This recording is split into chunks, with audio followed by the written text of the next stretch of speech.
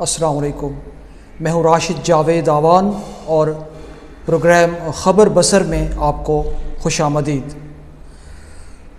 ناظرین، آج جو اہم سٹوریز ہیں ان میں oil and gas regulatory authority OGRA, حکومت پاکستان نے اس کو خود مختار بنا دیا ہے کہ یہ پیٹرولیم مصنوعات کی پرائسز جیسا چاہے ویسے مقرر کر دے، اور یہ روزانہ کی بنیاد پر مقرر کی جائیں گی اور رات 12 بجے سے ان کا اطلاق ہوگا۔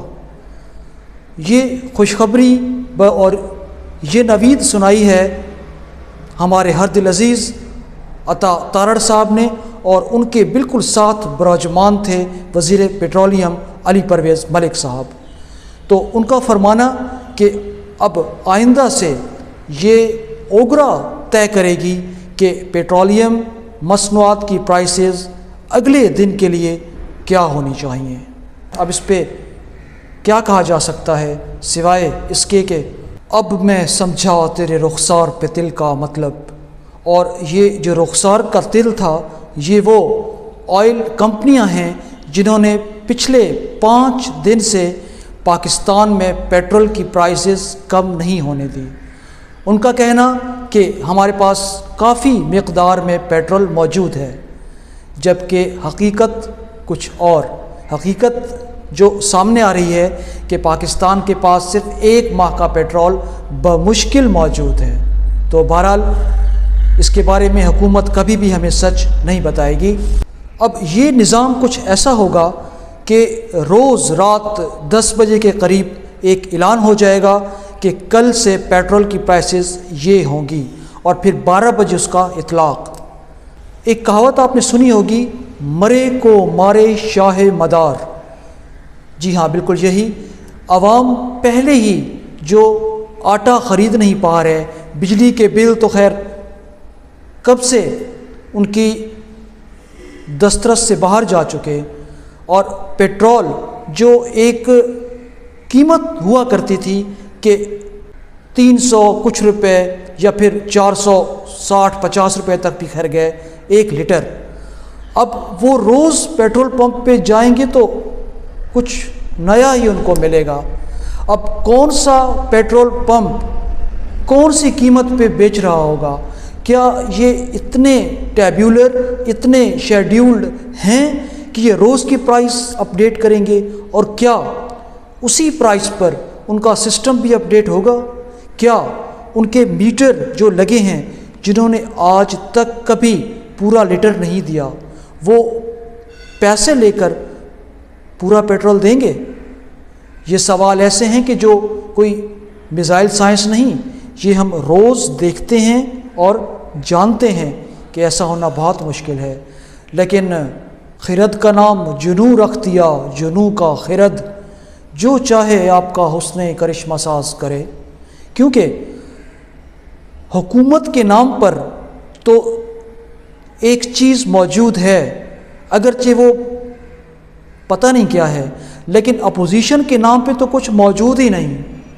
یعنی اگر کوئی احتجاج کرنا چاہے تو نہ ایسا کچھ بھی نہیں، جو کہا جا رہا ہے اسے سنو اور مانو، یہ پہلا اور آخری آپشن ہے۔ اگر یہ سسٹم دنیا کے اور ملکوں میں ہے، بالکل ہے، لیکن ان کی اکانومی ٹیبولر ہے، شیڈیولڈ ہے، اور ان کے پاس میکینزم ہے، اور کہیں نہ کہیں تھوڑی سی ایمانداری بھی ہے، تھوڑی سی حب الوطنی بھی ہے، تھوڑی سی غریب پروری بھی ہے، یہاں تینوں چیزیں عنقا۔ تو اب کیا ہوگا؟ یہ چاند بہت جلد چڑھ جائے گا۔ ابھی تو اعلان ہوا، ذرا اطلاق ہونے دیں، پھر جو کچھ سامنے آئے گا اس کی مثال اس کفن چور کی ہوگی کہ جس کا باپ صرف مردوں کے کفن چراتا تھا، اور جب بیٹے کی باری آئی تو وہ ہڈیاں بھی نکال کے بیچتی۔ تو یہ ایسی ہی کچھ صورتحال نظر آ رہی ہے۔ اور اب یہاں پر ایک لمحہ فکریہ کہ اگر ایران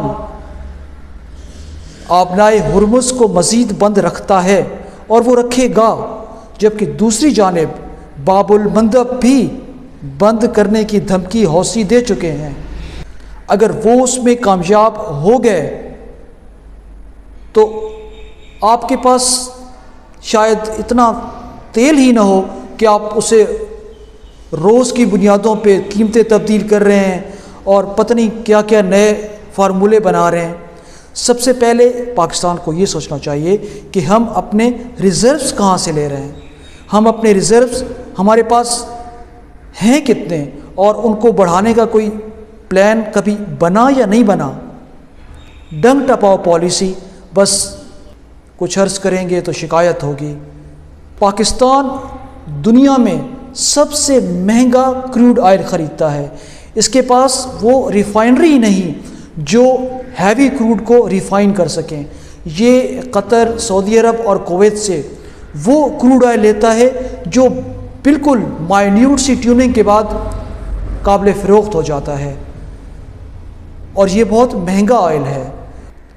ہماری بدقسمتی کہ جو بندہ جہاں بیٹھا ہے اس کو کم از کم وہاں نہیں ہونا چاہیے، اور اسی لیے جو کچھ 78 سالوں میں ہو رہا ہے وہ نہ ہوتا اگر ہر بندہ اپنی جگہ درست بیٹھا ہوتا۔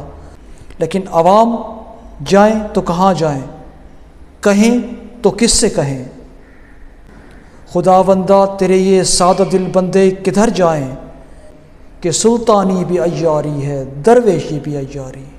پاکستانی عوام نے مختلف لوگوں کو ووٹ دے کے بھی دیکھا، نہ دے کے بھی دیکھا، لیکن جیتے یا جتوائے وہی گئے جو منظور نظر تھے، اور ان نالائقوں اور نان پروفیشنلز کی جو ٹیم حکومت کے نام پہ بن کے سامنے آتی ہے تو پھر ایسے ہی نتائج نکلیں گے۔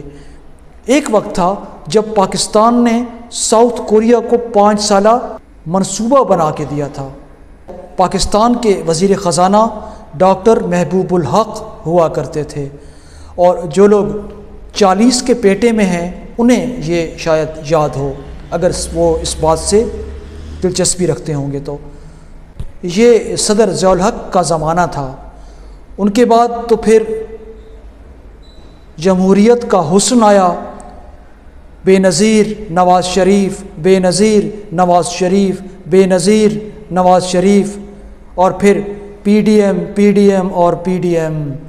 تو اس میں یہ ہوا کہ اب 5 سالہ منصوبہ تو چھ مانی دارد، 5 مہینے کا کوئی منصوبہ نہیں، آج کچھ کل کچھ۔ اور پیپلز پارٹی ہو یا مسلم لیگ نون یا ان کے اتحادی ایم کیو ایم کہہ لیں یا کچھ اور چھوٹی موٹی پارٹیاں، یہ صرف اس چکر میں ہیں کہ ہماری کرسی، ہماری حکومت، ہماری مشاورت، ہماری وزارت برقرار رہے۔ باقی کون سے منصوبے، کون سی ترقی؟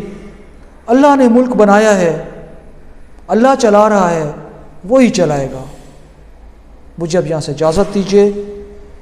اگر آپ نے ابھی تک میرا چینل سبسکرائب نہیں کیا تو آپ سے گزارش کہ کر لیجئے، اور ویڈیو اچھی لگی ہو تو لائک اور شیئر کر دیجیے گا۔ پاکستان زندہ باد۔